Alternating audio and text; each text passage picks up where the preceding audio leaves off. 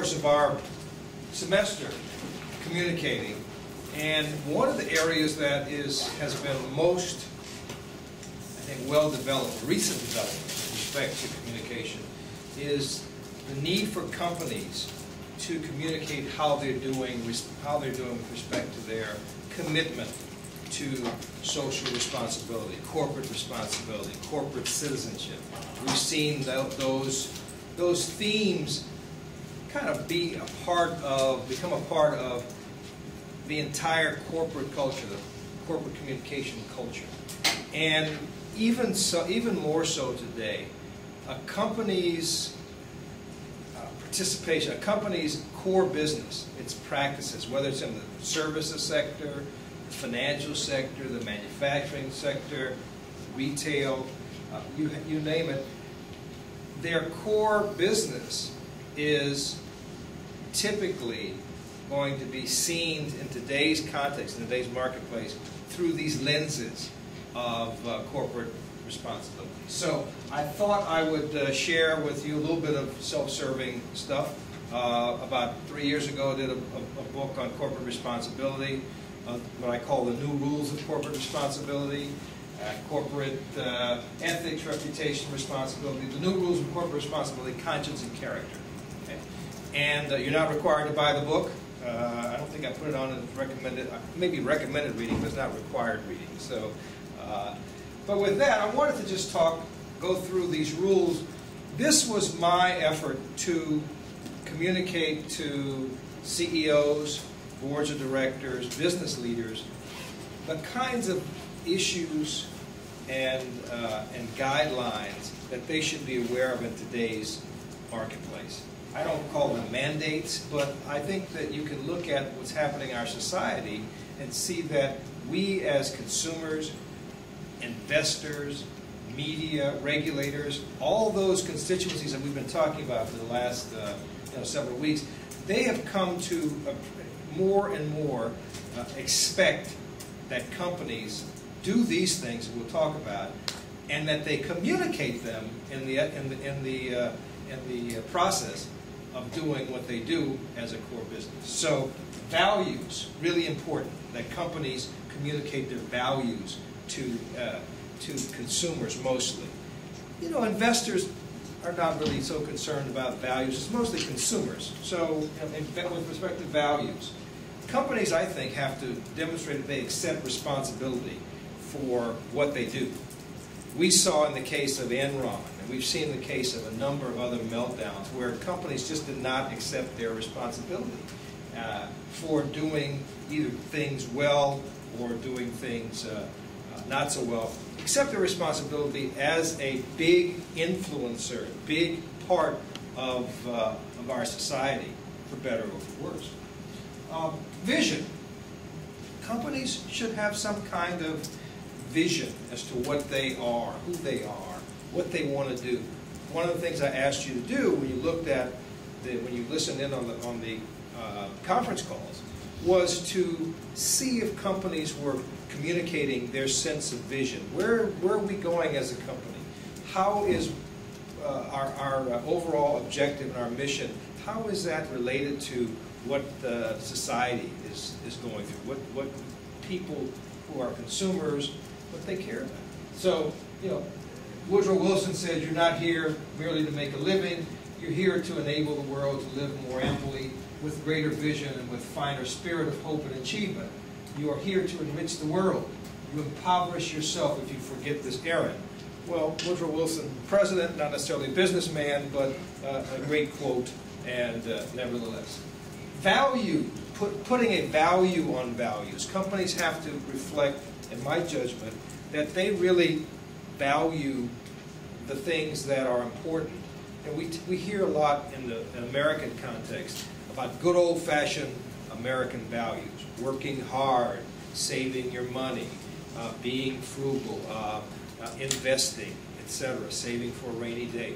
All those kinds of things that make being fair, equitable, honest, all those things as American values. Well, companies, I think, have to really reflect a sense of appreciation for values.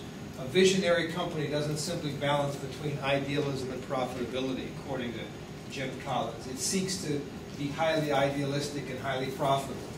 A company doesn't simply balance between preserving a tightly held core ideology and stimulating vigorous change and movement. It does both to an extreme. Good things to think about. Be good for something. You know, my grandmother used to say, if you can't be good for something, you'll never be good for anything. God rest her soul. But, you know, so a company has to, I think in today's society, today's marketplace, really reflect that it is about something other than just making money. So we see in today's communications marketplace a lot of emphasis on how companies feel about things that are happening. We see greater relationships to issues and causes, the walk for AIDS, the cure for cancer. I mean, these are, and companies that stand increasingly for these kinds of things. Maybe it's, we're going to see, I think, increasingly more companies standing for, I don't want to say anti-gun violence, but, you know, sort of the whatever it is that suggests that we want safe communities, for example. We want healthy environments. We heard Kelsey talk about how companies, one specific company, is all about healthful living. Well, you know, being good for something is now a mandate. Excellence. Today, in today's society, where competition is stiff, having a company expect excellence is really, really important. Many, many years ago, Tom Peters, who was a New York Times bestseller, had a book called In Search for Excellence. And excellence was a watchword back in those days, and back in the 1980s. It sort of lost favor as we moved into other areas, stressing other things like competition and performance and those things. Well, but excellence is still important. And you know, we talk about how companies communicate internally. Maybe it's more important to communicate internally that we expect excellence from our employees. This is a hallmark or benchmark of our organization. And you know, close to that, standards and ethics, setting high standards. No company is going to say, well, we adopt low standards. But we have seen that in the marketplace there, where an organization has refused to or has not risen to a level of high standards and high standard setting for itself that we would come to expect from an organization involved in putting out products. So when we see product recalls time and time again, when we see data breaches, for example, with companies, we think that there should be some, perhaps some higher standard setting going on. As we see in manufacturing, outsourcing, oftentimes there's a question of standards and quality. Standards and quality sometimes go hand in hand. And so responsible business leaders today are going to find a way to communicate the importance that high standards has for its particular company. Influencing other companies to do good. Well, you know, if you're doing good things, you want to be an influencer. And today, companies have more of an opportunity to influence than ever before. With social media, with cause marketing, with the ubiquity of media, it's really it's an easy thing for a company to get involved in, let's say, juvenile diabetes, and then ask its competitors, or ask those in its industry or its corporate partners, hey, let's join hands in a cross-industry partnership or a public-private partnership to support these kinds of things, and to have other companies influence.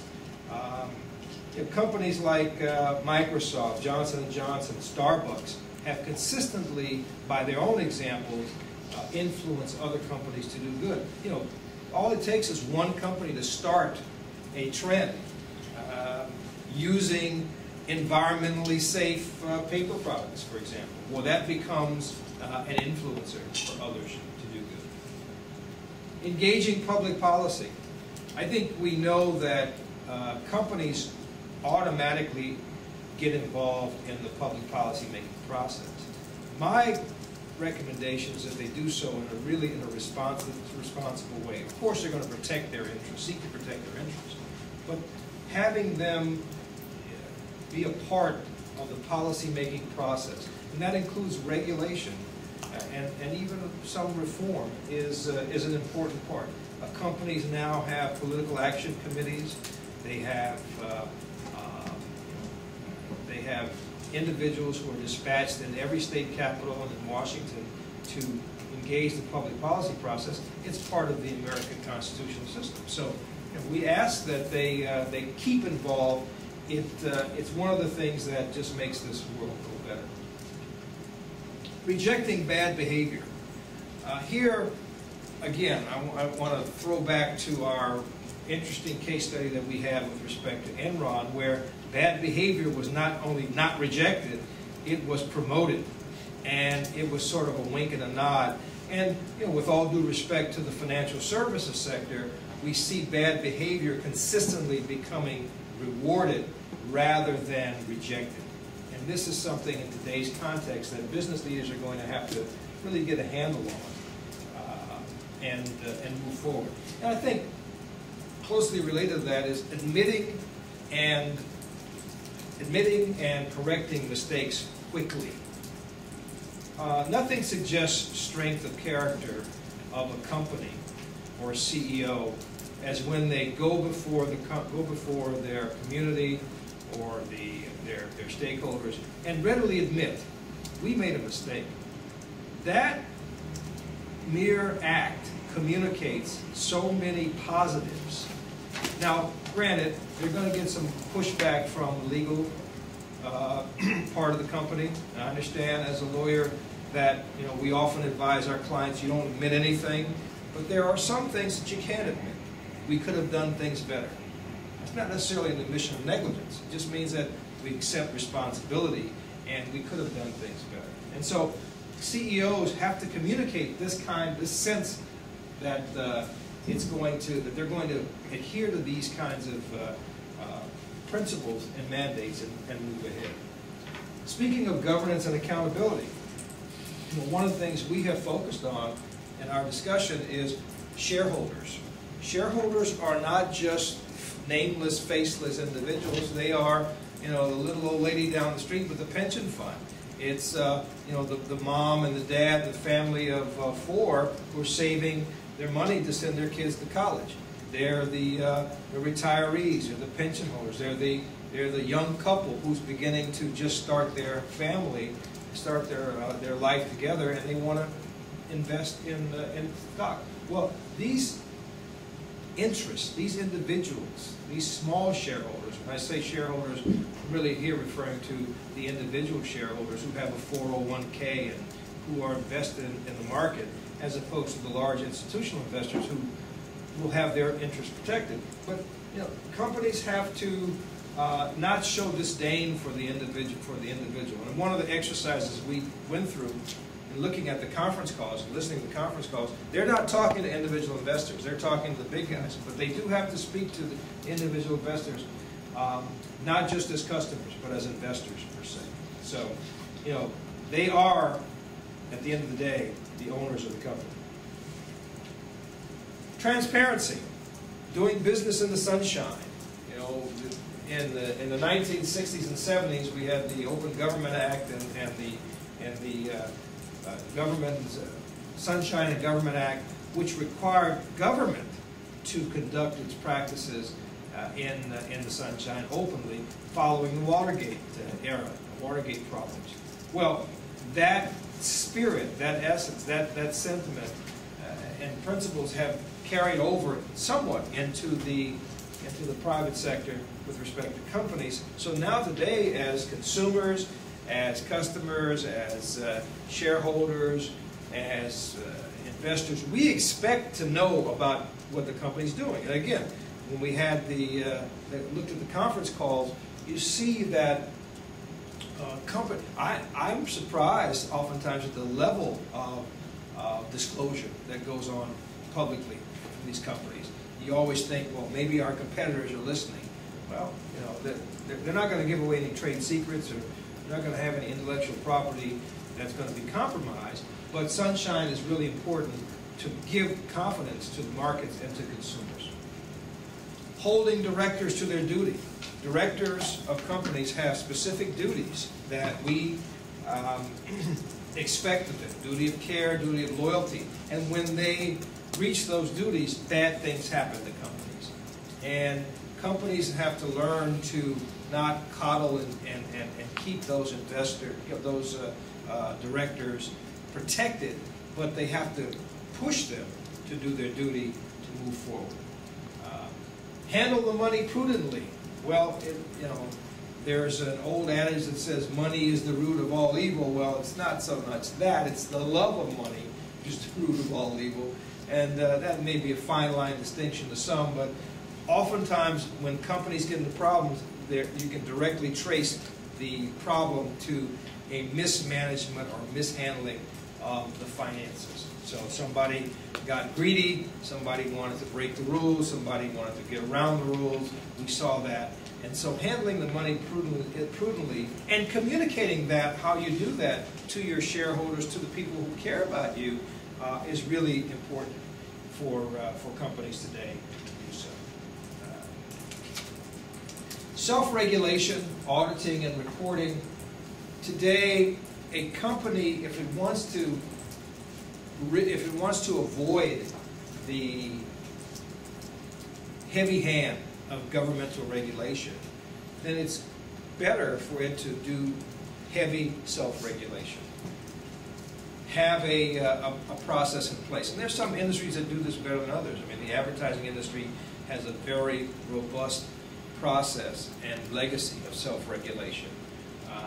Auditing itself and reporting. And companies who do this, I think, will find, and when they communicate this, will find that they are seen as responsible and good places to be. Codes of conduct. We haven't talked much about this, but those companies that have, well, we talked a bit about it in terms of governance, but those companies that have their own codes of conduct tend to be more responsible. And when you communicate these things to consumers, consumers tend to like it, and investors tend to like it. If you've got a set of rules that a company will abide by, it helps everybody know where the guidelines are, where the out of bounds are. Best practices, building best practices. Best practices are a set of essentially documented strategies, policies, and procedures used by companies to accomplish their strategic business and marketplace objectives. They are identifiable examples of business policies and practices that produce superior results. So when a company seeks to build its own best practices, that is really looking at what they do best, what's important for them, and then communicating that to their shareholders and to their customers. That we know when we listen to our consumers and to our customers, things will go better for us. Advisory boards.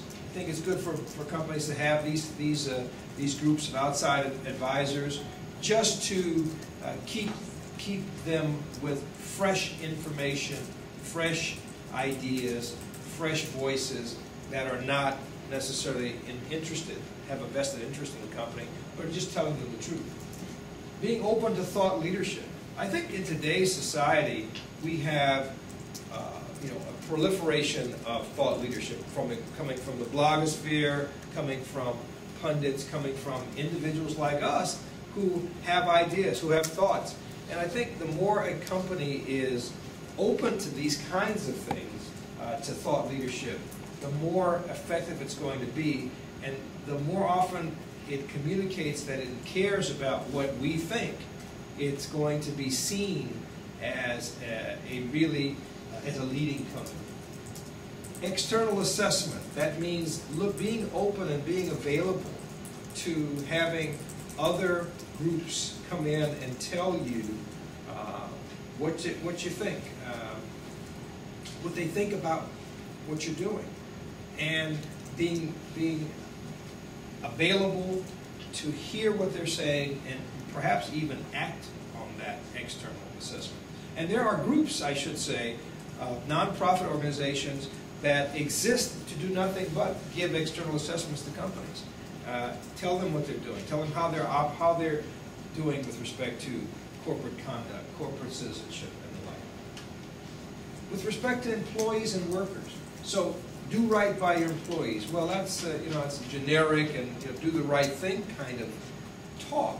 But the reality is, companies must treat their employees, who are their most valuable assets in most cases, treat them right. Make sure that they have the rights that appertain to their role as important parts of the corporate structure. Dialogue within the organization goes to the heart of communication. So companies must communicate with their internal audience. Important, and it's good for them to hear from their external audience as well. So those companies that we've all seen the websites where a company will invite you to submit a comment, and then it goes into some place out in the world, and no one knows anything about the comment from that point on. Or you get the sense that, well, maybe this, I'm just doing this, I'm just going through an exercise to make me feel better. There's no response from the company at all. Well, dialogue is a two-way street. Compromising with respect to all sorts of things that, not necessarily on quality, but compromising with respect to how a company resolves conflicts, resolves challenges, I think is really a significant part of the new mandates for these companies. Leadership. How do organizations develop and nurture their leadership? Shall they look to the people down below who are at in the early stages or the junior parts of their careers?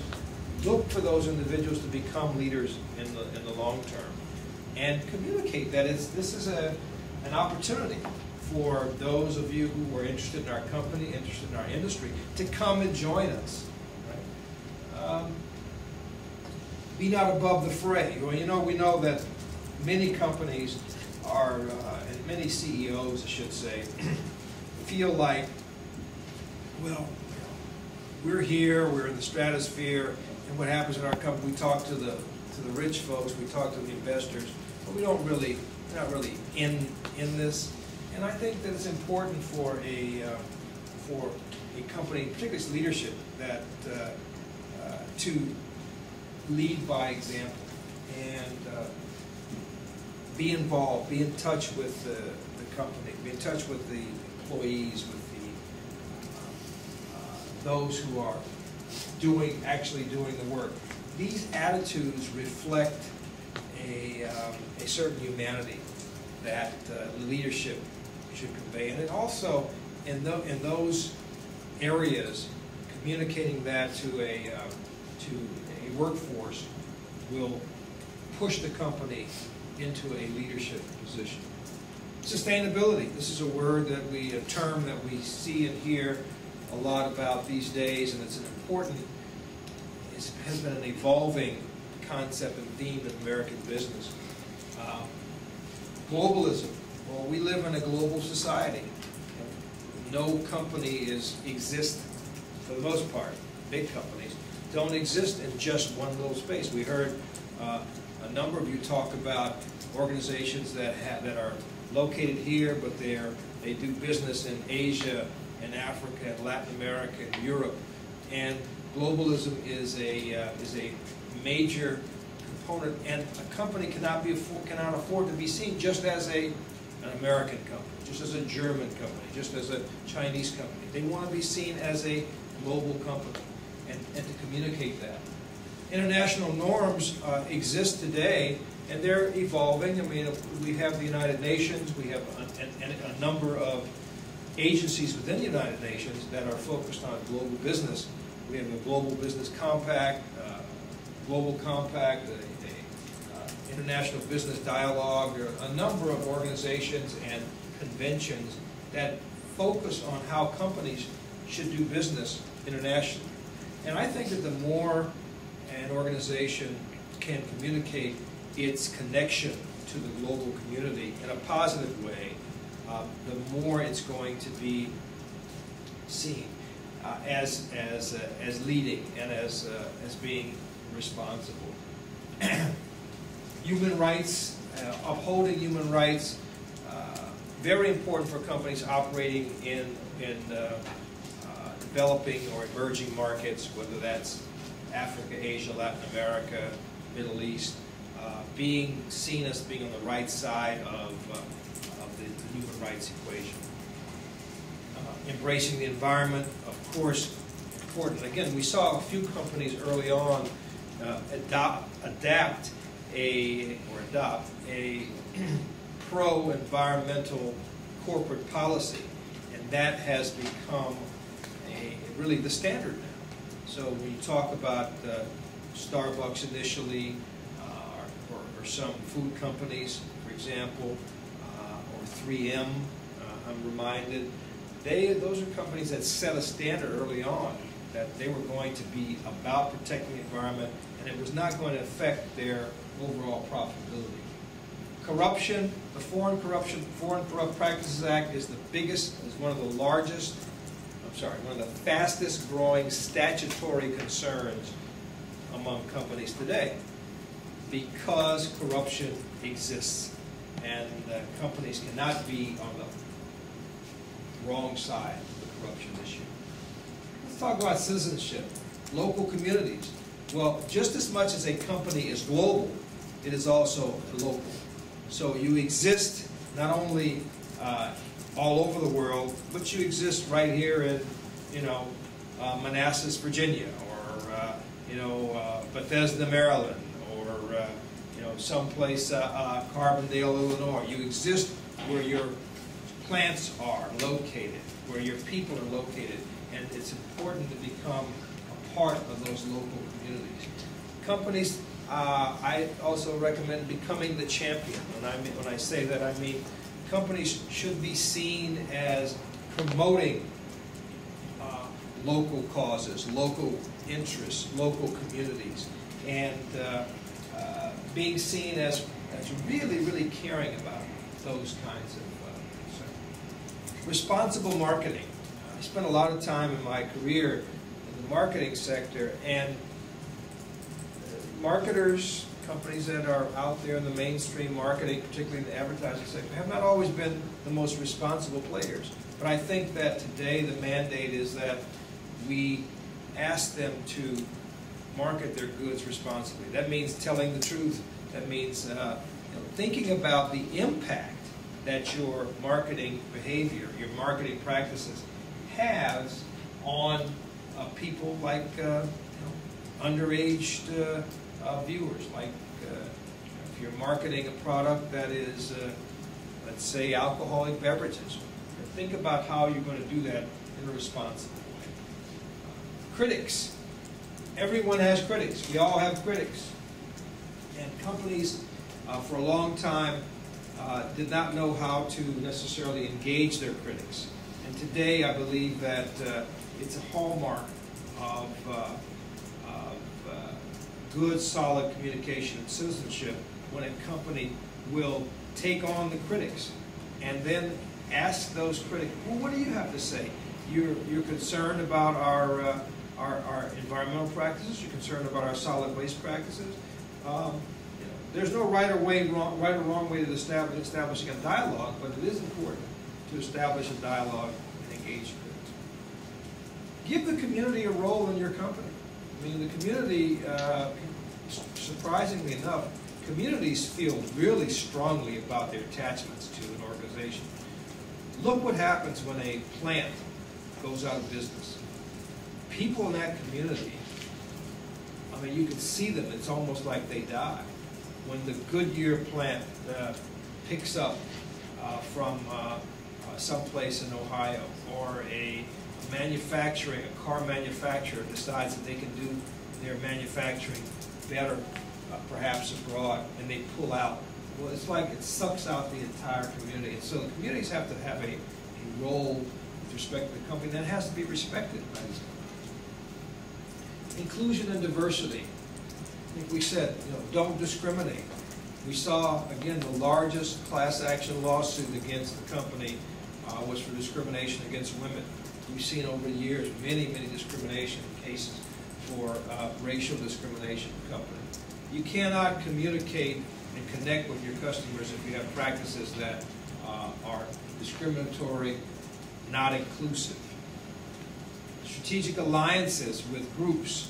We have the development of a number of groups in our society that have developed a voice, have interests, have lifestyles, and the more companies can develop relationships with these organizations and these interests, the better they will be, and they've got to communicate that. And I think, I'm beginning to see some positive change in this area, and hopefully we'll see more and more of those. Establishing advisory councils is a key part of that. Tying compensation to progress on these kinds of societal and social progress inclusion goals is important. Philanthropy. Lead the way in philanthropy, giving money to charitable causes. Having an organization say, we believe so much in the arts or in science that we're going to put our money where our mouth is. Scholarships and awards, important to do that. Setting up a development fund to promote innovation and creativity from from new young people in the area, whether you're a budding technologist or not. Establishing a development fund. Making sure the corporate foundation is supportive of these kinds of things is really important. Supporting simple social innovations, what I call, when you hear of a good idea from a company, when a company hears of a good idea, get behind that. Find out who is the young person who just came up with the new app.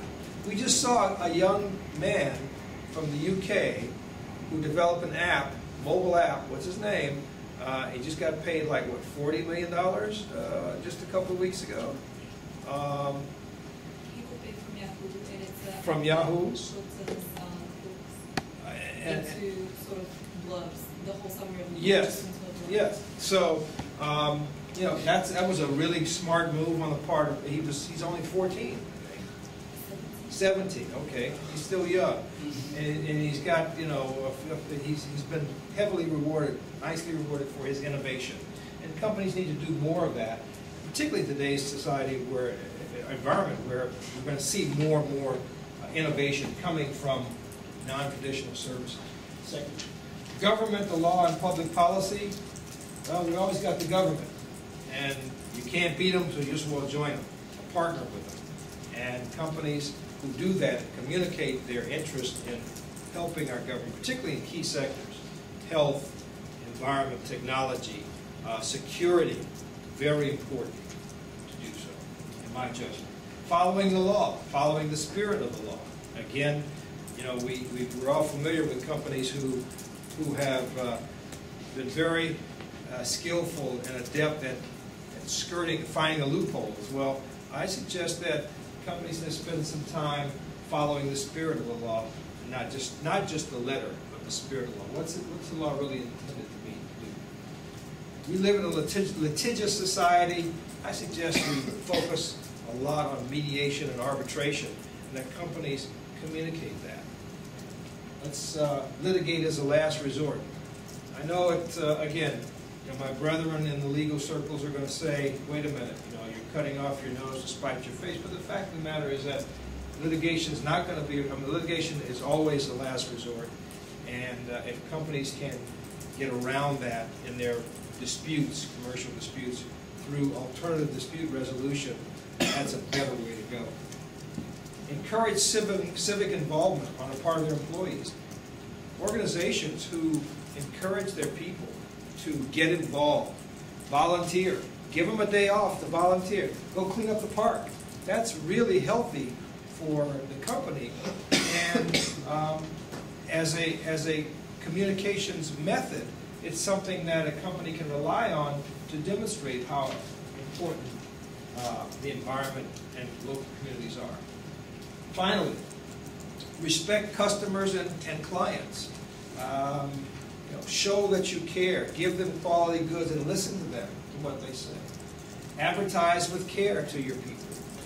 And make sure that they are, in fact, that you're respecting their integrity and their intelligence. Take care of consumer data and privacy. Big issue, and companies have to communicate that they really care about your private stuff, your personal identifiable information, and we're going to guard that. I want to know that any company that I do business with is going to really appreciate and care for what's private to me. Allow me to have an ample redress with your company. Remember Dave's guitar? All right? United did not have ample redress for a very simple grievance. You lost my luggage or you banged it up. Well, they send them through all these hoops. Well, it didn't have to be. And, as I say, be aware of the least of these. We live in a society where there clearly are going to be haves and have-nots, and companies have to understand that, well, we live in the consumerist age, but there are going to be those that are not consumerist. And so to make sure that they are communicating, they care about all of those of us who may buy their products, who may not buy their products as a company, because corporations today are so important and so powerful to our economic system that if they demonstrate this adherence to a basic principle and communicate that, I suggest they're going to have more customers and not fewer. So with that, there you go. Thanks very much for listening, and see you all next week.